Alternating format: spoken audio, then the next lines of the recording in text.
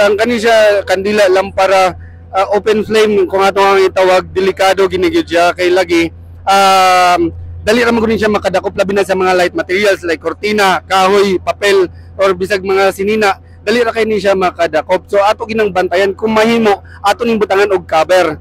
At the same time kung gamit mga itawag gasera kadang dili lang sad pud kay nga highly combustible nya magmat.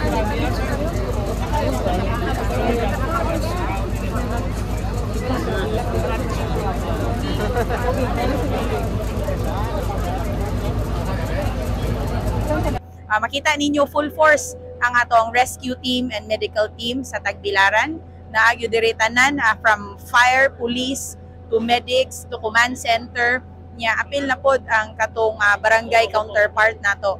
Unya, muhusgot ang assistance na may duha namatay, si Mayor Jane Yap na magpalubong ato tanan hantod mahiluna. Ug nya katupong mga gasunon sa ospital sa Papa ato po to ipahiluna ug katong pagpauli sa iyang mama naaman karon ga pa meet kuno sa Manila. So kita po'y mo plating nga pagpapauli. Ako mga staff nagi-coordinate na karon sa mama ug atong gi-process nga makauli siya first thing tomorrow.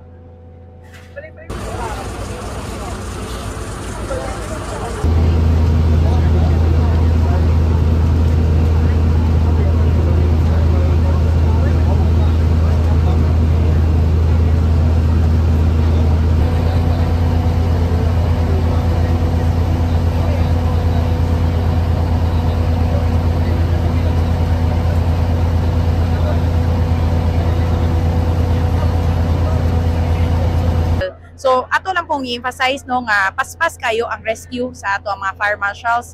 Aside from that, ang atong equipment makita nato nga naagyud gamit gyud tag modern technology sa Tagbilaran in terms of rescue and rescue services. So ari nato matistingan ang kabtik sa atong mga katawhan labi na sa atong men and women in uniform ug ani po nato makita kung unsa ang atong gi-invest nga mga equipment in terms of our command center and our rescue operations. Muna nga makita nato effective, sufficient and convenient sa tanan, even sa mga rescue workers nato safe pud sila